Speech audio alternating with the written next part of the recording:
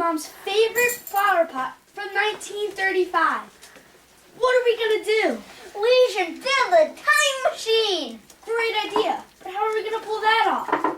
Well, I think I saw some materials in the garage. Okay, let's go. Phoebe, this is a piece.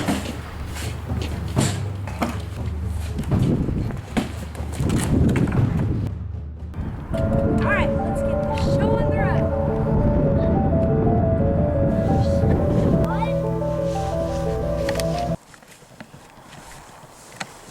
Where am I?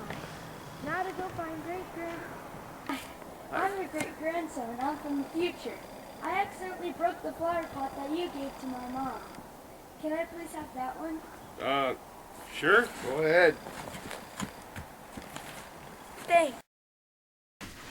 Hi, Dylan. Hi. I built a time machine and got a flower pot bag from my great-grandpa.